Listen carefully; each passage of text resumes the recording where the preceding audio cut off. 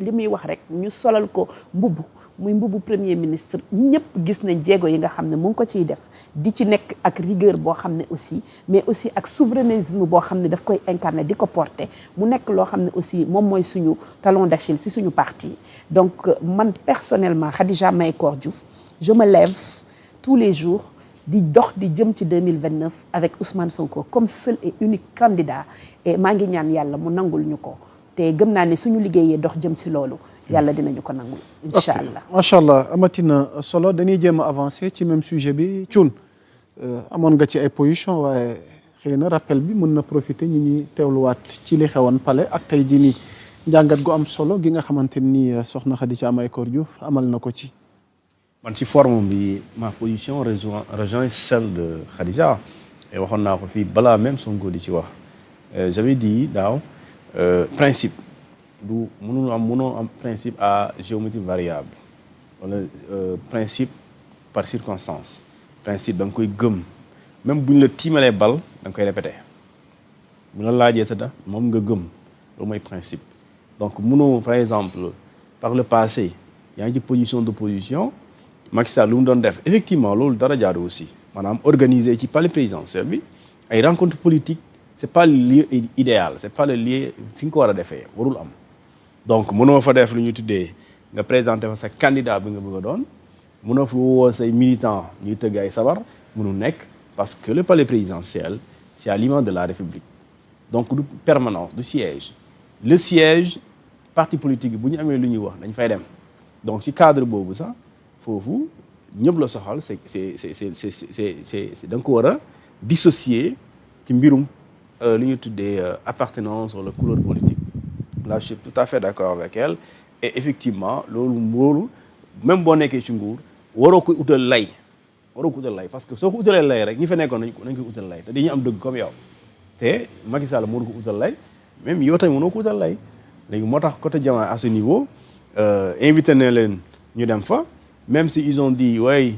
président këram la nekk foofu la dëkk mais këram la nekk mais keneen ko aussi mënoon na wax këram la nekk et su boobaa après le débat daf fi nekk donc pour dire que ñi nga xam ne ñoo jiite des fois li ñu promettre à l'opposition day gën bu ñu toogee rek ñu jëfee ko et je pense qu'à ce niveau rappeler ko si am na solo mooy mën nga nekk ak nit muy def loo xamante ni ànduloo ci daaw gëmuloo ko du tere yow principe boobu noonu dara du tax nga sore ak moom et loolu dafa am en politique c'est vraiment une grande valeur léegi nag si wootee Pastef bi xam nga parti politique c'est une association privée c'est-à-dire que Diomaye tey bu woowee ñi mu bokkal parti bu ñu demee sénégalais duñ ci wax lu dul wala quand je dis sénégalais duñ ci wax mooy du intéressé ñëpp lu dul dafa war a impacter li ñu tuddee la vie publique tey ñoom ba Diomaye woo leen bu la neexee ñu dem bu la neexee du ñu dem léegi nag suñu demulee ñàkk dem am na lu koy expliquer dem bi aussi am na lu koy expliquer donc ci dem bi effectivement député yi nee nañ ñun bu ñuy dem Ousmane Sonko moo ñu ne ku ci am jot mën nga dem mais ku ci amul jot aussi mën nga toog am na ñoo xamante ni xam naa ne am nañ jot mais demuñu parce que dafa am loo xamante ni ñoom le jeu n'est pas clair c'est quand même tellement ambigu c'est-à-dire que doo xam Diomaye moom il est notre frère ou bien c'est notre futur adversaire doo comprendre et à la limite tu as des éléments yu lay jox que ne kii moom mooy tur suba yéen ak moom yéenay jàmmarloo tu as les éléments qui t'expliquent ça parce que la preuve mooy li ngay am muy information bu leer mooy Diomaye moom le frère que nous avions par le passé il y a 2 ans 3 ans lu mu doon yëngatoo ci parti passé kooku nekkatul frère bi ñu am parce que benn am na coalition bu muy taxawal ñun nee nañu ànduñu si suñu patron de président parti bi nee na la coalition elle doit être structurée autour de Pastef Pastef doit être le parti majoritaire et la coalition ki ko jiite actuellement kooku moo koy jiite coalition bi aussi am na ñoo xamante dafa dañoo bokk si ñun mënuñu ñëw démb ñu fekk ni ci combat mel ni ñoom ñoo xeex lépp Sonko loolu la mais Diomaye moom si loolu la Sonko bëgg ak parti bëgg ko Diomaye ci leneen la nekk et la preuve aussi après les avoir reçus au palais présidentiel qui me désignait pour me coordonner qu'est-ce qu'elle a fait elle a signé un communiqué dans 3 jours dañuy dajaloo pour définir nan la ñuy àndee ak fan la ñuy sukkandiku pour dox jamono jooju le lendemain le même jour bi mu koy def la même nuit Ousmane Sonko a réuni la même journée plus tôt dafa dajale le bureau politique pour moom tamit teg stratégie pour dire que yaa ngi defar maa ngi defar donc même si fekkente ni xam nañ ne gis-gis wuute na politiquement waaye ñun dañ lay bàyyi ñu xool ndax yow da ngay génnal sa bopp wala yow da ngay fo wala da nga nekk di tester parce que démb Maya bi dafa am lu mu leen wax te même bu dee binduñu texte même bu dee defuñu ko texte bi loolu la wax texte bi dafa ne mënoo nekk ci Pastef ci politique bi suñu parti et pare nekk ci beneen parti boo xamante ne ñi lii la mënul nekk wala nga teg acte boo xamante ni dafay aller waaw à l'encontre de ñun lu ñu bëgg mais à la limite Diomaye sérieusement les actes qu'il pose politiquement est-ce que ça va dans le sens comme le Pastef le veut sérieusement en toute sincérité c'est pas le cas et il le fait avec quel support est-ce que naruñu dara tamit waaw Khadija may ko bu dee mën nga ma may loolu parce que tey il y a un frère de parti qui opte pour une démarche contraire au principe du parti te ba tey waxagu leen ci jëlagu leen ci dogal. mais damay wax toujours. waaw. quand le président Ousmane Sonko nekk ci benn posture. waaw damay jàpp ni suñu kilifa la. am na ay éléments d'appréciation yoo xam ne ñun amuñu ka. du coup damay préférer déglu moom si ban ligne la nekk ma inscrire sur cette ligne que mu neex ma wala mu naqari ma. pourquoi may wax que mu neex ma que mu naqari ma bëgguma ñuy créer jurisprudence dans un parti. même su fekkee c'est appliqué souvent aux textes de loi et autres. man li ma gëm mooy il faut toujours rester dans le principe. et le principe tey mooy su nit di def loo xam ne parti bi dafa ne loolu bokkul ci charte yi ñu boole. dañu war a jël suñuy responsabilité et je souhaite pas que ñu egg foo xam ne dinañu dem ba di wax que y a un militant bi nga xam ne tey kenn mënul naatable ni bi ñuy li mu liggéey ci parti PASTEF ces dernières années ba nekk secrétaire général ak lépp li nga xam ne tey def nañ ko liggéey ko ba jël ko def ko le président de la République du Sénégal mu nekk un frère de parti boo xam ne ñaanuma yàlla ñu egg foo xam ne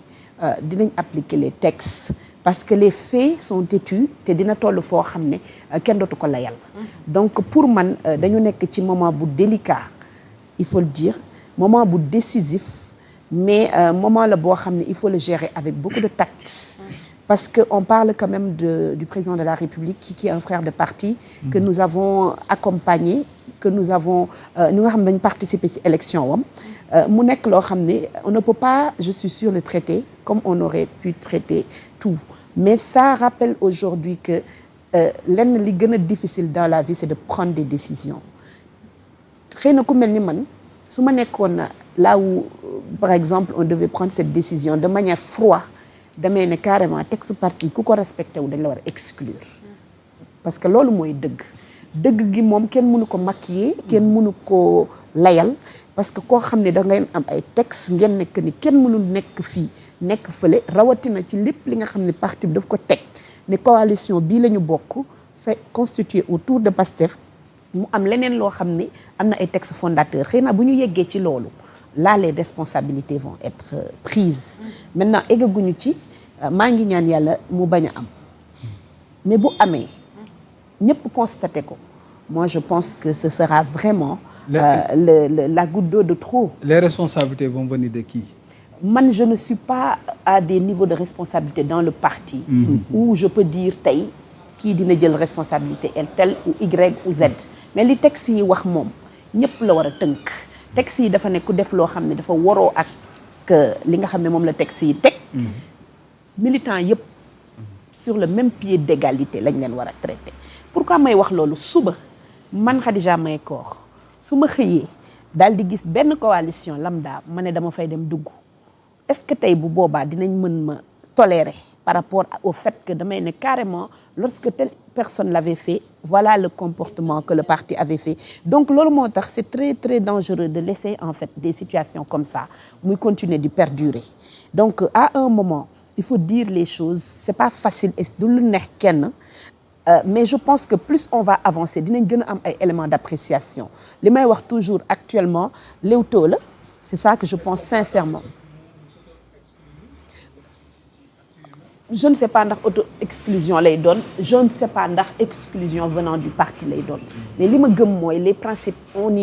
les textes on les fait pour les respecter. Parce que les décisions sont lentes parce que gis nañu un militant l'a fait à Diourbel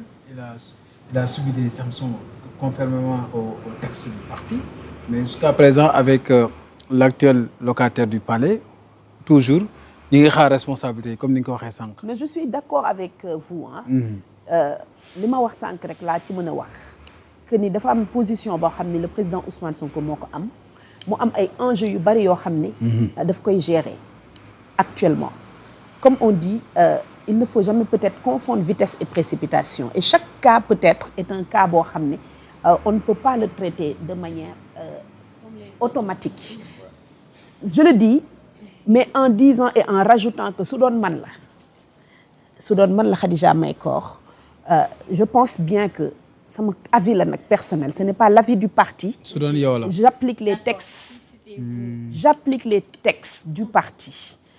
appliquer les textes du parti yamul ci benn militant boo xam ne tey dafa dem si benn coalition wala dafa ànd ak beneen coalition. Il y a énormément de choses yoo xam ne tey dans le parti c'est interdit. donc bu fekkee ni mën nañu tolérer que lépp li ñu bind interdire ko dans le parti nit mën na ko def sans dara di ko ci fekk. c'est la porte ouverte à beaucoup de choses derrière donc lépp lu ñuy teg aussi comme action neexul wax c'est très compliqué pour un militant de Pastef tey si niveau bi ñu toll responsable bu mel ni man ma toog ñu ma ne est-ce que tey mën nañ tordre les textes du parti pour le président de la République un peu la question noonu laa koy analyser man je dis que on ne doit pas le tordre pour qui que ce soit man damay ne sax même le président Ousmane Sonko tey am na lu mu wax loo xam ne nit ñi duñ ko bàyyi xel lépp lu nekk ci parti bi muy texte buñ koy appliquer nañ ko jëkke ci man